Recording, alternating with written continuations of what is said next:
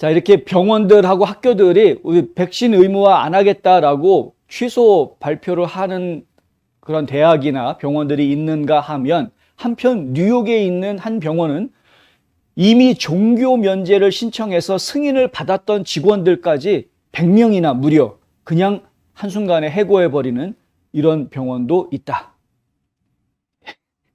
참, 왜 이랬을까요? 이 칼레이다 헬스라고 읽어야 되나요? 근데 뉴욕주 버펄로에 있는 병원이라고 합니다. 병원이 여러 곳에 이제 시설을 운영하고 있는가 본데요. 종교적 면제를 받아서 백신 접종을 받지 않아도 되는 것으로, 이제 그렇게 되면은 보통은 마스크를 착용하고, 그리고 이제 정기적으로 일주일에 한 번 내지는 두 번 정기적으로 코로나 검사를 받아서 음성 판정을 받아야 직장에서 이제 나가서 일할 수 있게 해주는 것인데, 그러니까 종교적 면제를 받았다고 해서 완전히 자유로워지는 게 아니라 오히려 그 자신의 종교적인 양심을 지키기 위해서 고통스러운 일들을 반복적으로 해야 되는 겁니다. 일하기 위해서는. 그러니까 사실은 쉽지 않은 결정을 한 사람들이고 어렵게 승인을 받았을 텐데, 그런데 승인을 받은 사람들을 무려 100명이나 그냥 단칼에 해고해버렸다는, 더더군다나 법원에서, 연방법원에서 백신 의무화하는 거 하지 말라라고 연방정부에다가 이거는 백신 의무화하지 말라고 했는데도 불구하고 굳이 그 100명의 직원들을 해고해버렸다라는 게, 이게 저희가 상당히 좀 이해가 되지 않는 심각한 상황이다라는 것이죠. 문제가 된 병원은 버팔로 종합의료센터, 그리고 밀라드 필모어 교회 병원, 뭐 이런 시설들을 운영하고 있는 칼리다 헬스다라는데, 이 칼리다 헬스에서는 결국에는 그렇게 직원들을 해고하고 나니까 인력이 부족한 거 아닙니까, 당장? 그래서 인력이 부족하기 때문에 이 버팔로 지역에 있는 종합의료센터하고 밀라드 필모어 교회 병원, 이곳에서는 수술을 안 한답니다. 아주 급한, 아주 뭐 당장 수술하지 않으면은 생명이 위독한 그런 경우에만 수술을 하고, 지금 당장 수술하지 않아도 생명에 뭐 영향을 주지 않는, 해도 그만 안 해도 되는 그런 수술들, 뭐 이런 경우에는 그냥 전부 다 연기시켜 버린다고 합니다. 인력이 모자라니까. 이게 뉴욕입니다. 뉴욕은 좀 다릅니다. 다른 주들하고. 아까 말씀드렸던, 지금 이게 민주당주라고 다 그런 게 아니거든요. 아까 미시건 얘기해드렸지만, 미시건 같은 경우는 민주당 주지사임에도 불구하고 그 대학에서 이렇게 결정을 과감하게 하지 않습니까? 우리는 백신 의무 안 하겠다. 그것도 의과대학이. 근데 그런 결정을 과감하게 하는데, 근데 왜 이 같은 민주당 주지사가 이끌고 있다고 하더라도 뉴욕주 같은 경우, 뭐 캘리포니아, 워싱턴, 오레곤 뭐 이런 데도 다 비슷합니다. 분위기가. 매사추세츠도 마찬가지 분위기고요. 근데 이게 지금 심할 정도로, 특히 뉴욕이 지금 심할 정도로 백신에 아주 열광하고 있는, 왜 그럴까?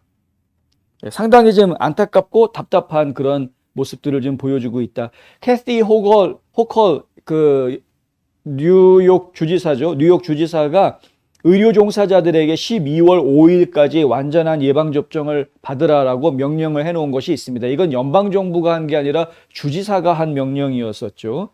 근데 칼리다 헬스에서는 지난 11월에 백신 의무화 마감일을 마쳤다라고 했고, 약 200명의 인력이 조직에서 분리됐다. 그러니까 백신 접종을 아예 거부하고 회사 측의 명령을 따르지 않겠다라고 한 직원 200명은 이미 그때 11월 말에 해고를 시켰던 것이고요. 그리고 이번 주에 있었던 해고 기간 동안에 또 100명의 근로자들을 추가로 해고했다라는 이야기입니다. 이 결정으로 회사는 조직 전체에 걸쳐서 열린 채로 서비스에 대한 접근을 제공할 의도이고, 지역사회를 위해서 계속 그 자리에 있을 수 있도록 자원과 직책을 추가할 것이다 라고 말했는데, 뭐 말을 이렇게 어렵게 하는지 모르겠습니다. 그냥 막말로 이야기하면 직원 뽑겠다라는 얘기 아닙니까? 지금 다 해고했으니까. 한 300명 해고했으니까 부족한데 사람들 뽑아서 채워넣겠다. 백신 맞은 사람들만 와라. 뭐 이러고 있는 거죠, 지금. 전국적으로 어디에든 의료 인력이 모자라서 난리들인데, 백신 맞은 의료 인력 우리 병원으로 와라라고 백날 얘기해봤자 올 사람이 있겠느냐? 백신 안 맞아서 지금 다 쫓겨나는 상황인데 백신 맞은 사람 찾아야 될 거 아닙니까? 말이 안 되는 거죠, 지금. 자기네 병원만 지금 이런 문제를 겪는 게 아닌데, 전체가 다 똑같은 문제를 겪고 있는데, 무슨 생각을 하고 있는지 잘 모르겠습니다. 제가 볼 때는 진짜 IQ가 두 자리 숫자인가 싶을 정도로 이해가 안 되는 일들이 벌어져요.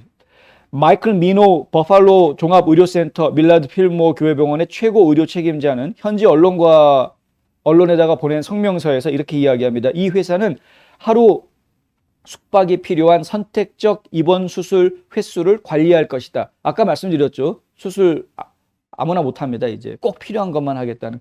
이를 통해 현재 코로나19 사례가 급증하고 있는 가운데 보건 시스템으로서 환자 진료와 지역사회 요구를 적절히 관리하고 있다. 말은 뭐 그렇듯하게 들리는 것 같은데 실제로는 이것이 이제 적절하게 관리한다라는 게 아니라 막말로 이야기하면 당장 위험해 보이는 사람 먼저 하게 되고 그렇지 않은 사람들은 그냥 집으로 돌려보내겠다라는 이야기입니다. 이게 이런 상황이 벌어지게 되면은 의사들이 판단을 해야 되는 거죠. 이 사람이 정말 지금 위급한지 아니면은 좀 뭐 미뤄도 되는 사람인지 판단을 해야 되는 것 아닙니까? 수술을 해야 되나 마나 결정을 할 때.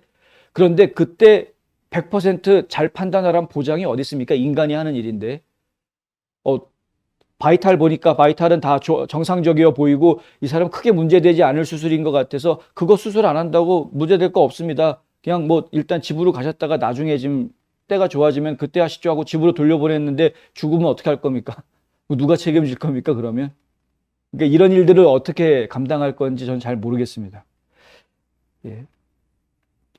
뉴욕 주립병원도 마찬가지입니다. 예. 카톨릭 헬스, 거기 카톨릭 재단에서 하는 병원인데도 왜 이러는지 모르겠는데 강제 집행을 시작하겠다라고 밝혔습니다. 백신 의무화를 내부적으로 강제 집행하겠다. 카톨릭 헬스에서 내놓은 성명서는 이렇습니다. 카톨릭 헬스 인사팀은 의무사항을 준수하지 않는 직원들을 최종 집계하기 위해서 예방접종을 받은 동료들과 유효한 의료 면제나 유예 신청을 한 사람들의 수를 현재 집계하고 있다. 오늘 현재 약 185명, 즉 의료 시스템 노동자의 2%만이 예방접종을 받지 않은 상태로 남아있다. 2%라고 이야기하는데 그게 185명, 185명이 빠져나갔을 때 병원이 겪어야 할 여러 가지 문제점들에 대해서는 어떻게 할 거냐. 100% 중에 2%니까 얼마 안 된다라고 이야기할 게 아니라 그러면 2%만큼 환자를 못 받는 거에 대해서는 어떻게 할 거냐. 이런 걸 이야기해야 되겠죠. 그 185명이 관리할 수 있는 환자 수가 185명보다는 많지 않겠습니까? 그만큼의 환자를 못 받는다는 이야기인데 이거를 단순하게 숫자로 이야기해서 뭐 90몇 %가 백신 맞았으니까 나머지는 필요 없어. 이런 식으로 이야기하는 것은 정말 크게 잘못돼도 너무 크게 잘못된 것이다. 예. 민주주의 시스템을 이야기할 때요, 다수결 원칙을 이야기를 많이들 합니다. 예. 숫자가 큰 사람들이 어떤 결정권을 갖게 되는 구조를 가지고 있죠. 그런데 그 시스템에서 항상 우리가 빼놓지 않고 이야기하는 것이 무엇입니까? 소외되는 소수를 보호하라라는 부분 아닙니까? 소수가 소외돼서 그들이 차별당하거나 침묵당하는 것에 대해서 보호해 줄 수 있는 기능을 만들어야 한다. 이걸 주장하는 것 아닙니까? 사실은 옛날에는 민주당이 이런 역할을 많이 했었습니다. 진보 세력이 이런 역할을 많이 했었습니다. 소외당하는 소수들을 위한 노력들. 이거 진보주의자들이 원래 더 많이 챙겼던 부분이었습니다. 과거에는. 근데 지금 일어나는 일들을 보고 있으면은 말 안 듣는 소수들은 그냥 다 버려버리겠답니다. 우리 96%가 주사 맞았으니까 4% 안 맞은 사람들은 그냥 나가. 필요 없어, 너희들은. 말 안 듣는 애들 필요 없어. 이런 식으로 지금 일이 진행이 되고 있는 겁니다.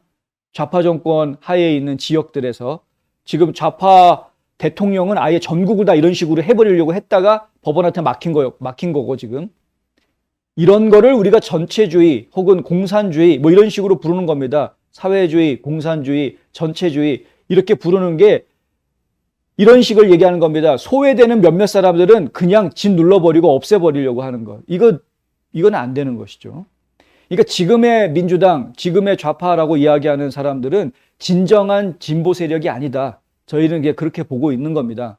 처음부터 그랬습니다. 그들이 작년 선거할 때도 이미 그랬고. 그래서 저희가 이 뉴스앤포스트에서 저희가 방송을 해드릴 때 강력하게 트럼프 정책이 옳았다라는 이야기가 나오게 되고 보수가 지금 옳다라는 이야기를 해드리는 이유가 보수가 무조건 옳다라는 말을 해드리는 게 아니라 진보가 지금 진보가 아니기 때문에 더 이상 그들은 진짜 진보가 아니고 진보로 포장되어져 있는 사회 공산주의자들이기 때문에 전체주의 국가로 이 나라를 만들어 가려고 그게 독재거든요.